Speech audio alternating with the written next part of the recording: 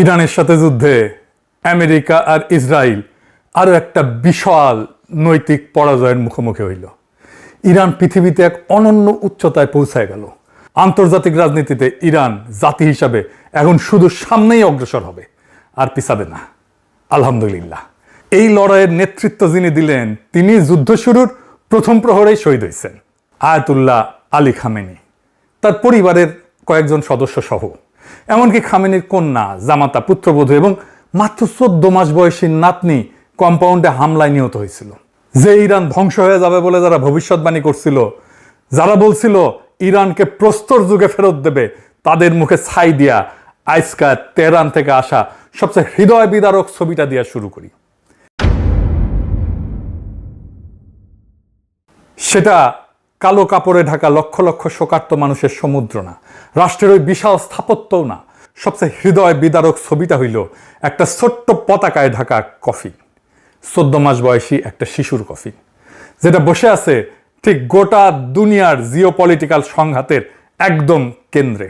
আন্তর্জাতিক মিডিয়া যখন Ayatollah Ali খামেনির বিশাল রাষ্ট্রীয় জানাজার সুদূর প্রসারী রাজনৈতিক তাৎপর্য নিয়ে ব্যস্ত, গ্র্যান্ড মোসাল্লার ভেতরে হাজার হাজার মানুষ তখন কাঁদতেছে মঞ্চের ওই সবচেয়ে ছোট্ট কফিনটা নিয়ে। খামেনির নাতনি জাহরা মোহাম্মদী গোল পায়েগানি যুদ্ধের প্রথম হামলাতেই দাদার সাথে যে শহীদ হয়ে গেছে। ইরান ইচ্ছাকৃতভাবে এই মানবিক বিপর্যয়টাকে দুনিয়ার সামনে সম্প্রচার করছে। একটা অকল্পনীয় পারিবারিক ট্র্যাজেডিকে তারা রূপান্তরিত করছে এক প্রতিরোধের এক অনমনীয় মনস্তাত্ত্বিক অস্ত্রে। একটা নীরব পারিবারিক দাফনকে বানায় ফেলছে পশ্চিমের বিরুদ্ধে চিরস্থায়ী অবাধ্যতার প্রতীকে। আর ঠিক এই জায়গাতেই পৃথিবীর প্রতি ইরানের আসল রাজনৈতিক বার্তাটা লুকানো আছে। বেশিরভাগ সময় সবচেয়ে ভয়ঙ্কর রাজনৈতিক বার্তা কোনো কূটনৈতিক চিঠিতে লেখা থাকে না। ইরানের পৃথিবীর প্রতি সবচেয়ে ভয়ঙ্কর বার্তাটা কি? সেটা হইল ঠিক আমেরিকার স্বাধীনতার 250তম বার্ষিকীর দিনটাকেই বেছে নেওয়া হইল ওই কাছে ঘেরা কফিন দুনিয়ার সামনে মেলে ধরার জন্য। ওয়াশিংটন যখন 4 জুলাই আতশবাজি ফোটাইতেছে তাদের স্বাধীনতার 250তম বার্ষিকী উদযাপনের জন্য, সেই একই দিনে তেহরানের মোসাল্লায় লক্ষ লক্ষ মানুষ বুক চাপড়ায় কাঁদতেছে কাছে ঘেরা এক কফিনকে ঘিরা, যেখানে সুপ্রিম লিডারের সাথে শুয়ে আছে প্রথম হামলায় নিহত পরিবারের আরো 4 জন। ইরান আমেরিকার এই উদযাপনকে মিথ্যা প্রমাণ করে দিল কয়েকটা কফিন দিয়া। ইরান এখানে আর একটা বড় খেলা খেলছে। কি খেলা? এই অবিশ্বাস্য জনসমুদ্র, এই কান্নার ওই পারে আসল খেলাটা কি? ইরান এই 5 শহর জুড়ে বিশাল জানাজা মিছিলটাকে বানায় ফেলছে এক মনস্তাত্ত্বিক যুদ্ধের একটা মাস্টার ক্লাসে। শোকের এই গোটা রাষ্ট্রীয় স্পেকটাকেলটাকে তারা পর্দার আড়ালের শান্তি আলোচনায় একটা শক্তিশালী অস্ত্র হিসেবে ব্যবহার করছে। ইরান শান্তি আলোচনায় কি কি আদায় করতে চাইতেছে এখন? হরমুজ প্রণালী, যেই প্রণালী দিয়ে একসময় দুনিয়ার 1/5 তেল গ্যাস যাইত, তার উপরে নিজেদের নিয়ন্ত্রণ নিরঙ্কুশ কইরা ইরান যুদ্ধের একটা স্থায়ী সমাপ্তি আদায় করতে চাইতেছে। ইরানের চিফ নেগোসিয়েটর কাজেম গরিবাবাদী সরাসরি ফ্রান্স আর ব্রিটেনকে কঠোর প্রকাশ্য হুঁশিয়ারি দিছে। কারণটা কি? কারণটা স্টারমার আর ম্যাখো একটা যৌথ বিবৃতি দিছিল, যেখানে তারা প্রয়োজনে হরমুজে একটা বহুজাতিক নৌ মিশন মোতায়েনের প্রস্তুতির কথা বলছিল। গরিবাবাদীর জবাব হরমুজের নিরাপত্তা উপকূলীয় রাষ্ট্রগুলোর হাতে। সংকট সৃষ্টিকারীদের তাদের দুঃসাহসিকতার পরিণতির জন্য জবাবদিহি করতে হবে। এইটা একটা গুরুতর সতর্কবার্তা। এইবার আসেন আসল চমকে। কি সেটা? কোরআনের আয়াত দিয়া কূটনীতি, সবচেয়ে চতুর চাল। এই জানা যায় ইরান এমন একটা জিনিস করছে যেটা বিশ্লেষকরা বলছে ফিউনারেল ডিপ্লোমেসি, জানাজার কূটনীতি। 30টার বেশি বিদেশি প্রতিনিধি দল খামেনির কফিনে শ্রদ্ধা জানাইতে আসছে। আর প্রত্যেকটা দলকে যখন কফিনের সামনে আনা হয়েছে, ঠিক তখন কোরআনের একটা করে আলাদা আয়াত তেলাওয়াত করা হয়েছে। এইটা পাবলিক ডিপ্লোমেসিতে একটা নতুন জিনিস, যা আগে কখনো হয় নাই, এক অভাবনীয় উদ্ভাবন। আসেন আয়াতগুলো একটা একটা করে দেখি, আর দেখেন কিভাবে প্রত্যেকটা রাষ্ট্রকে তার প্রাপ্য অনুযায়ী বার্তা দেওয়া হয়েছে। তার আগে আর একটা জিনিস বলে নিই, ইরানের চোখে বিদেশি রাষ্ট্রগুলো 2 ভাগে বিভক্ত। এক ভাগ হইল রেজিস্ট্যান্স ক্যাম্প, যেমন হামাস, হিজবুল্লাহ, ইসলামিক জিহাদ, হাস্ত আল শাবি, লেবানন, এরা ইরানের আদর্শিক যুদ্ধের সহযোদ্ধা। ইসরায়েল আমেরিকার বিরুদ্ধে একই কাতারের লড়াকু এরা, এদের আয়াত দেওয়া হয়েছে যুদ্ধ, অঙ্গীকার, শহীদ, বিজয়ের। অর্থাৎ তোমরা আমাদের সৈনিক, আমাদের সহযোদ্ধা, আমাদের কমরেড। আর এক ভাগ হইল মিশর, কাতার, তুরস্কের মতো রাষ্ট্র। এদের বেলায় ইরানের বার্তাটা মূলত তোমরা জানাজায় আসছো, আমাদের বৈধতা দিছো, এই জন্য ধন্যবাদ, কিন্তু তোমরা আমাদের যুদ্ধের সৈনিক না। তাই এদের দেওয়া হয়েছে প্রশংসার আয়াত, জান্নাত, সন্তুষ্টি, কিন্তু যুদ্ধ বা সহযোদ্ধার আয়াত না। হামাসকে কি বলা হইল? বাংলা হইতেছে মুমিনদের মধ্যে এমন কিছু মানুষ আছে যারা আল্লাহর সঙ্গে করা অঙ্গীকার সত্য প্রমাণ করছে। তাদের কেউ কেউ নিজেদের অঙ্গীকার পূর্ণ করছে, আর কেউ কেউ অপেক্ষায় আছে। তারা তাদের অঙ্গীকারে সামান্যতম পরিবর্তনও আনেনি। অর্থাৎ তোমরা কথা রাখছো, তোমরা আমাদের লোক। হিজবুল্লাহকে কি বলা হলো? বাংলা হইতেছে তোমরা দুর্বল হও না, দুঃখ করো না। যদি তোমরা সত্যিকারের মুমিন হও তবে তোমরাই বিজয়ী হবে। যদি তোমরা আঘাত পেয়ে থাকো, তারাও অনুরূপ আঘাত পাইছে। আমরা মানুষের মধ্যে পালাক্রমে বিজয় এবং পরাজয়ের দিন ঘুরায় দিই, আর আল্লাহ জালিমদের ভালোবাসেন না। নাসরুল্লাহর মৃত্যুর পরে ভেঙে পড়া হিজবুল্লাহকে সোজা সান্ত্বনা আর সাহস। ফিলিস্তিনি ইসলামিক জিহাদকে বলা হইল সূরা আল ফাতের আয়াত। বাংলা হইতেছে যাতে আল্লাহ তোমার অতীত এবং ভবিষ্যতের ত্রুটি ক্ষমা করেন এবং আল্লাহ তোমাকে এক মহাবিজয়ীর সাহায্য দান করেন। সুস্পষ্ট বিজয়ের বার্তা। সিনকে দেওয়া হইল আর এক আয়াত।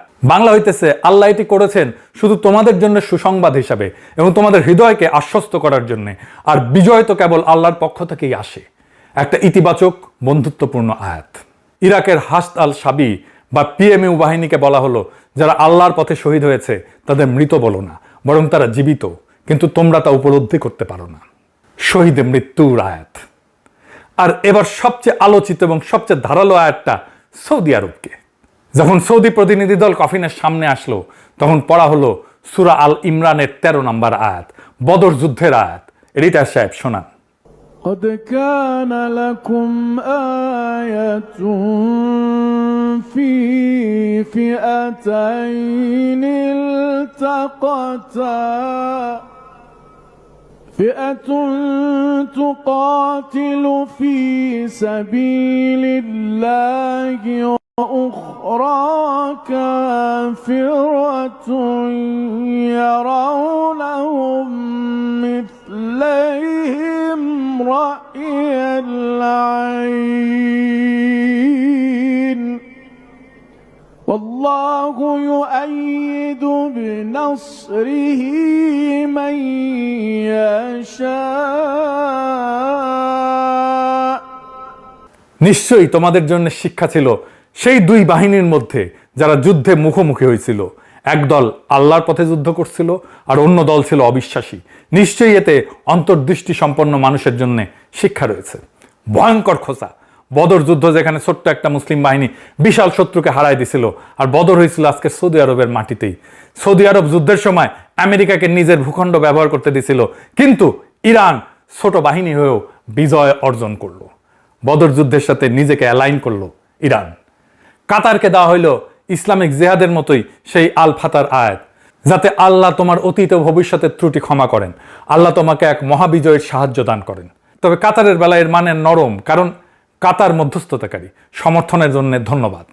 তুরস্ককে বলা হইল আল্লাহ তাদের মর্যাদা বাড়িয়ে দিয়েছেন যারা নিজেদের সম্পদ এবং জীবন দিয়ে সংগ্রাম করে তাদের তুলনায় যারা ঘরে বসে থাকে। আঙ্কারা ঘরে বসে থেকে সতর্ক ভূমিকা নিয়েছিল, সেই দিকেই ইঙ্গিত দিছে ইরান। পাকিস্তানে দেওয়া হইল সূরা আল ইসারার আয়াত, হে আমার রব, আমাকে সম্মানের সঙ্গে প্রবেশ করান এবং সম্মানের সঙ্গে বের করে আনেন, আর আপনার পক্ষ থেকে আমাকে সহায়ক কর্তৃত্ব দান করেন। সততা আর বৈধ কর্তৃত্বের জন্য দোয়া, সহায়তার জন্য দোয়া। আর মিশরকে বলা হইল তাদের প্রতিদান তাদের রবের কাছে হবে চিরস্থায়ী জান্নাত, যার নিজ দিয়ে নদী প্রবাহিত। আল্লাহ তাদের প্রতি সন্তুষ্ট আর তারাও আল্লাহর প্রতি সন্তুষ্ট। খেয়াল করেন, হামাস হিজবুল্লাহকে যেমন যুদ্ধ আর সহযোদ্ধার আয়াত দেওয়া হইল, মিশরকে সেটা দেওয়া হইল না। বার্তাটা পরিষ্কার, তুমি আসছো ধন্যবাদ, তুমি বন্ধু, কিন্তু তুমি আমাদের যুদ্ধের সৈনিক না। দেখলেন তো, একটাও শব্দ আনুষ্ঠানিক বিবৃতিতে বলা হয়নি, অথচ পুরো একটা কূটনৈতিক বার্তা। কে বন্ধু, কে সন্দেহভাজন, কে বেঈমান, সব বলে দেওয়া হইল শুধু কোরআনের আয়াত দিয়া। এটা সাইকোলজিক্যাল ওয়ারফেয়ারের মাস্টার ক্লাস। আর কি হইল? নতুন নেতৃত্বের অভিষেক। এই জানাজা সপ্তাহ ইরানের জন্য শুধু একটা শোক না, এটা একটা বার্তা। নেতাকে শহীদ করা যায় কিন্তু নেতৃত্বের ধারা থামানো যায় না। খামেনিকে শহীদ করার এক সপ্তাহের মধ্যে 8ই March assembly of experts Ayatollah Mustafa খামেনিকে নতুন সুপ্রিম লিডার নিযুক্ত করে। শত্রুপক্ষ ভাবছিল মাথা কাইটে ফেললে গোটা শরীর ভেঙে পড়বে, বিশৃঙ্খলা নামবে, ব্যবস্থা ধসে যাবে, কিন্তু হইল তার উল্টা। উত্তরাধিকারে তো মসৃণভাবে হাত বদল হইল যে বাইরের কেউ টেরি পাইল না। আর মোস্তফা এই জানাজায় উপস্থিত ছিলেন না। এই অনুপস্থিতিটাই এখানে শক্তির লক্ষণ। কিরকম? নতুন সর্বোচ্চ নেতা প্রকাশ্যে আসতেছেন না, নিরাপত্তা চাদরের আড়ালে থাকতেছেন, কারণ ইরান আর কোনো ভুল করবে না, শত্রুকে আর একটা টার্গেট দেবে না। এটা দুর্বলতা না, এটা শেখা কৌশল। যে জাতি প্রথম হামলায় তার নেতাকে হারাইছে, সে জাতি এখন প্রত্যেকটা পদক্ষেপ হিসাব করে ফেলতেছে। আর এই জানাজার আসল শক্তি ব্যক্তিতে না, জনতায়। লক্ষ লক্ষ মানুষ, কোটি কোটি মানুষ যখন রাস্তায় নামে, 100-র বেশি দেশ যখন প্রতিনিধি পাঠায়, তখন সেটা প্রমাণ করে আমেরিকা ইসরায়েল যত ইরানকে এক ঘরে করতে চাক, ইরান এক ঘরে হয়নি। শোককে এখানে বদলে দেওয়া হয়েছে ঐক্যের এক বিশাল প্রদর্শনীতে। এটাই বিপ্লবের ধারাবাহিকতা।